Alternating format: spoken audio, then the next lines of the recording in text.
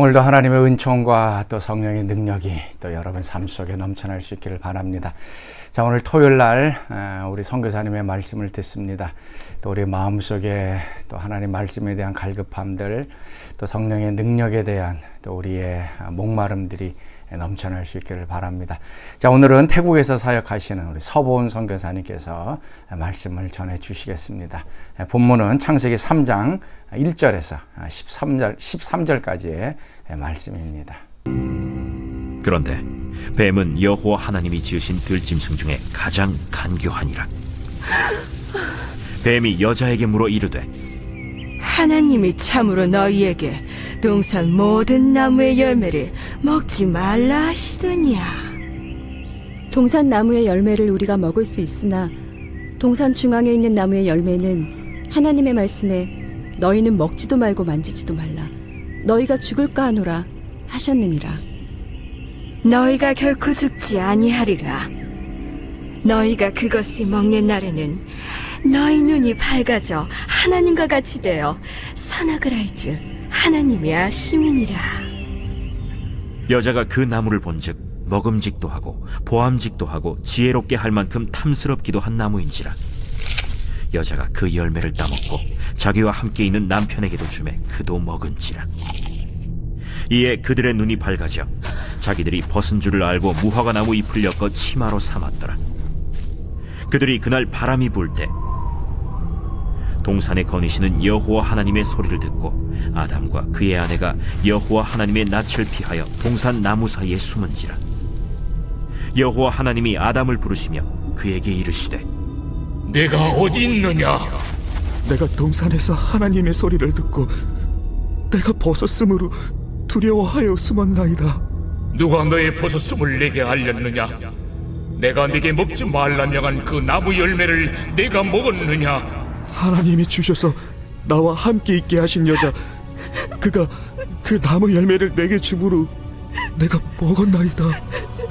여호와 하나님이 여자에게 이르시되, 네가 어찌하여 이렇게 하였느냐? 뱀이 나를 꿰므로 내가 먹었나이다.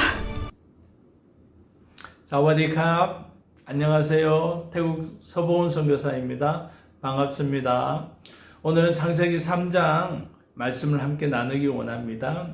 오늘 설교 제목은 하나님과의 관계 단절이 어떤 영향을 주는가입니다. 창세기 3장에 죄가 어떻게 인간에게 들어왔고 이 세상에서 시작되었는지 말해줍니다. 뱀이 이브를 속였고 아담과 이브는 하나님의 거룩한 명령을 어기게 됩니다.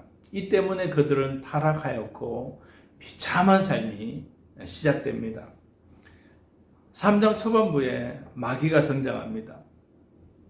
아담과 이브는 그들이 비참한 삶을 살게 된 그 이유는 바로 이 마귀에게 속임받았기 때문입니다. 마귀의 속임에 넘어갔기 때문입니다. 오늘도 동일하게 마귀는 우리를 공격하고 우리를 속이고 끊임없이 우리를 파괴하고 붕괴하려고 계속해서 우리를 공격하고 있습니다. 그러므로 먼저 마귀는 어떤 특징이 있는가 아는 것이 중요하겠습니다. 대표적으로 마귀는 세 가지 특징이 있는데, 첫 번째는 마귀는 교만한 자입니다. 스스로를 높이는 자입니다. 이사야 14장에 너 아침의 아들 계명성이여, 너는 하늘에서 떨어졌도다. 너는 가장 높은 구름에 올라 지극히 높은 자와 동등하려고 하는도다 라고 이야기합니다. 이것이 바로 마귀의 속성입니다. 사탄은 자기 스스로를 아주 높여서 하나님과 동등하려고 합니다.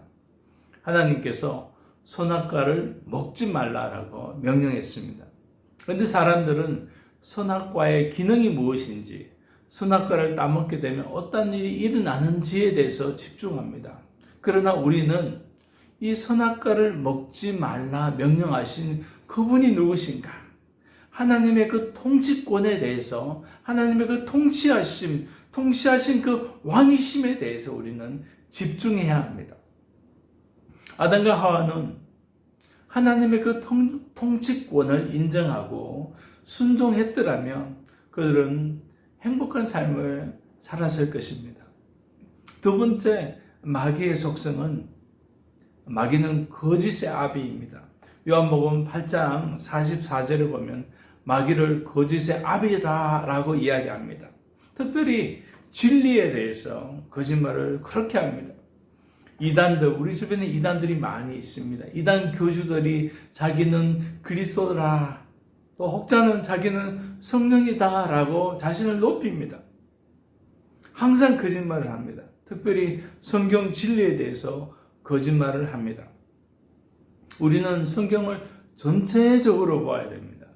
창세기부터 계시록까지 그 거대한 거대한 그 흐름이 무엇인지, 예수 그리스도로 시작하여서 예수 그리스도로 마치게 되는 그 거대한 전체적인 그 관점에서 성경을 바라봐야 합니다. 하지만 이단은 성경을 쪼개서 부분적인 면을 바라보게 하고 부분적인 면을 강조합니다. 또 바르게 해석하는 것도 아닙니다. 자신의 생각을 덧붙이고 자신의 견해를 가르칩니다. 마귀는 거짓말장이입니다. 이단도 거짓말장이입니다. 세 번째, 마귀의 속성은 믿는 자를 고발합니다. 욥기에 사단은 하나님께 욥에 대해서 고발합니다. 사단은 끊임없이 우리를 고발합니다. 우리에게 계속해서 우리를 공격하고 우리에게 죄책감을 심어주려고 사단은 그렇게 노력합니다. 당신이 정말로 믿는 자냐? 당신이 정말 그리스도인인가? 당신은 하나님의 자녀로서 너무나 부족해. 사단은 계속해서 우리를 고발하고 공격합니다. 때로는 우리의 얼굴이 좀 두꺼울 필요가 있습니다. 비록 우리가 실수하고 넘어지지만 다시금 일어나서 하나님의 은혜의 보좌 앞으로 나아가는 것입니다. 왜냐하면 예수 그리스도께서 단번에 우리의 모든 죄를 십자가에서 또 씻어주셨기 때문입니다. 믿음으로 하나님의 그 은혜의 보좌 앞으로 나아가는 것입니다. 우리가 실수했을 때, 우리가 또 하나님께 순종하지 않았을 때 마귀는 즉시 달려와서 우리를 고발합니다. 봐, 네가 신자냐? 네가 선교사냐? 우리를 막 고발합니다. 사랑하는 여러분, 그때 우리는 마귀에게 이렇게 말해야 됩니다. 그래, 맞다. 나는 자격이 없다. 나는 자격이 없지만 하나님께서 나를 선택해 주셨고 예수 그리스도께서 십자가에 달려서 나의 모든 죄를 씻어 주셨다. 할렐루야. 마귀에게 말해야 됩니다. 또 한 가지 마귀에게 꼭 말해야 됩니다. 마귀야, 예수님이 다시 오실 때 너를 지옥 불에 던져버릴 것이다 라고 마귀에게 말해야 됩니다. 제 경험상 마귀에게 이 말을 하면은 마귀가 즉시 우리를 공격하던 것을 스탑하고 사라집니다. 마귀야, 예수님이 와서 너를 지옥불에 던질 것이다 라고 꼭 말해야 됩니다. 이것이 바로 사단의 세 가지 속성입니다. 마귀는 스스로를 높이는 자입니다. 교만한 자입니다. 마귀는 거짓말장입니다. 특별히 진리에 대해서, 성경 말씀에 대해서, 하나님 약속에 대해서 거짓말을 합니다. 그리고 또한 믿는 사람을 고발합니다. 이 사단이 이러한 공격을 받아서 아담과 하와가 무너지게 됩니다. 타락하게 되죠. 이 때문에 어떠한 결과들, 어떠한 현상들이 일어납니까? 첫 번째는 심리적인 그런 붕괴가 일어납니다. 심리적으로. 오늘 창세기 3장 7절에 보니까 그들은 부끄러움을 느낍니다. 수치심을 느낍니다. 그래서 나뭇잎으로 자신의 그 몸을 가리게 됩니다. 그래서 창세기 2장 25절과 비교하면은 죄가 들어오기 전에는 그들은 동일하게 벌거벗었지만 부끄러움을 느끼지 않았습니다. 죄가 없는 상태이기 때문입니다. 아담이 하와를 봤을 때 너무나 감동을 받습니다. 이는 내 뼈 중에 뼈요 살 중에 살이로다 라고 하와를 이야기합니다. 두 사람은 하나입니다. 완벽한 하나됨을 가졌습니다. 두 사람 사이에 막힌 담은 없었습니다. 두 번째, 인간의 타락 때문에 어떤 현상이 일어납니까? 관계의 붕괴가 일어납니다. 타락한 후에 그들은 부끄러움을 느꼈고 나뭇잎으로 몸을 가리게 됩니다. 이거는 두 사람 사이에 분열이 일어났음을 뜻하는 것입니다. 인간이 하나님을 왕으로 인정하지 않을 때, 하나님을 통치자로 인정하지 않고 순종하지 않을 때에 하나님과 관계가 단절됩니다. 하나님으로부터 떨어지게 되는 것입니다. 하나님과 단절된 사람은 다른 사람과의 그 관계에 있어서도 영향력을 미치게 됩니다. 그 관계가 깨어지게 되는 것이죠. 보이지 않는 하나님과의 이 영적인 관계가 너무너무 중요합니다.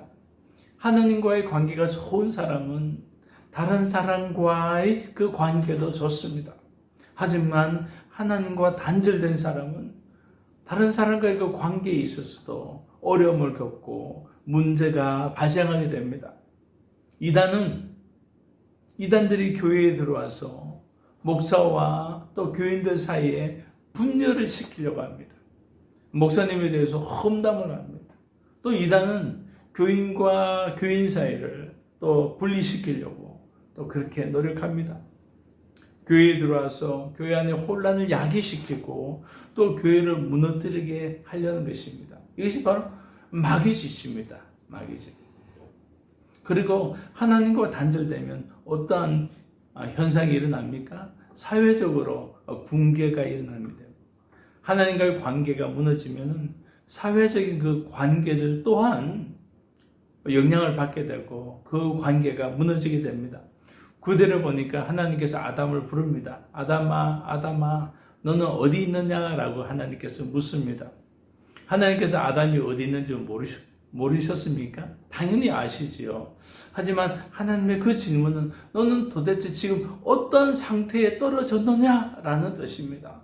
아담은 너가 지금 어떤 상태에 지금 떨어졌느냐? 아담이 하나님이 두려워서 숨었습니다라고 이야기합니다. 그 관계가 단절되고 심리적으로 두려워하고 무서워하고 또 그 모든 그 관계들 또한 또 붕괴되게 됩니다. 두려워 숨습니다. 12절에 보니까 아담은 또 책임을 전가합니다. 책임을 이브에게 전가합니다. 하나님이 나에게 주신 그 여자가 나로 죄를 짓게 했습니다. 라고 이야기합니다.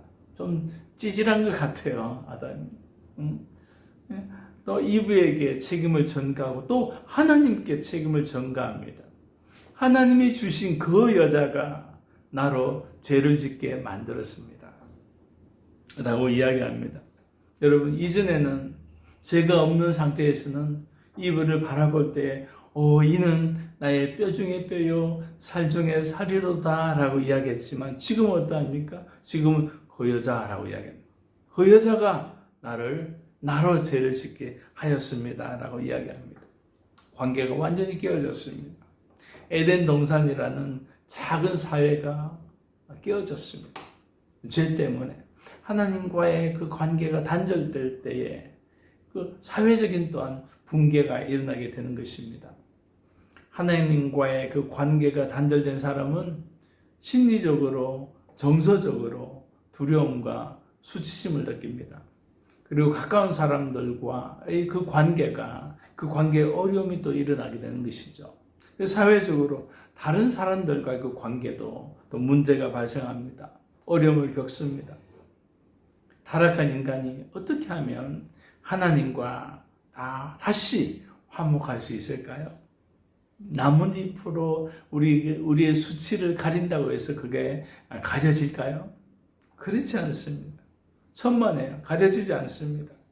로마서 13장 14절에 보면 우리는 그리스도의 의로 옷을 입어야 된다고 이야기합니다. 나뭇잎으로 우리의 수치와 우리의 모든 죄를 가릴 수 없습니다. 그래서 의로 옷을 입어야 합니다. 태국의 불교가 95%입니다. 태국 사람들은 구제하고 선한 행위를 하면은 죄를 용서받는다라고 그런 믿음이 있습니다. 하지만 그들에게 질문합니다. 얼마나 많은 선을 베풀어야, 얼마나 많은 착한 일을 해야 우리의 모든 죄가 사함받을 수 있습니까? 라고 질문하면 대답을 못합니다. 얼마나 많은 선한 일을 해야지 우리의 수치를 가리고 우리의 모든 죄를 사함받을 수 있을까요? 대답을 할 수 없습니다. 하지만 복음은 명료합니다. 진리는 간결합니다. 예수 그리스도의 그 의로 옷을 입으면 누구든지 예수님을 믿으면 그 모든 죄가 다 용서됩니다. 복음은 정말 간결합니다. 명료합니다. 아멘. 예수님을 믿으면 되는 것입니다. 단번에 해결해 주신 것입니다. 할렐루야. 하나님과의 관계가 단절되면은 심리적으로, 관계적으로, 사회적으로 분열이 일어나고 또 붕괴가 일어납니다. 하나님과의 친밀한 관계가 아주 중요합니다. 여러분 동의하십니까? 아멘. 너무너무 중요합니다. 날마다 말씀과 기도로 하나님과 만나는 시간, 하나님과 교제하는 시간은 너무나 중요합니다. 하나님은 제 인생의 주인님이십니다. 하나님은 나의 왕이십니다. 라고 고백하고 또한 하나님의 그 통치를, 그 통치권을 인정하는 것입니다. 하나님과 친밀한 관계를 잘 유지하는 저와 여러분 되시기를 축복합니다. 우리 함께 기도하겠습니다. 하나님 아버지 참으로 감사합니다. 우리 사랑하는 코네티컷 선교교회 모든 성도님들 축복해 주옵소서. 날마다 하나님과 친밀한 관계를 잘 유지하기를 원합니다. 하나님과의 그 비밀을 공유하고 하나님으로부터 축복을 받고 또 그 축복을 나누어 주는 귀한 성도들 될 수 있도록 축복해 주옵소서. 감사하고 예수님의 이름으로 기도합니다. 아멘. 감사합니다. 축복합니다.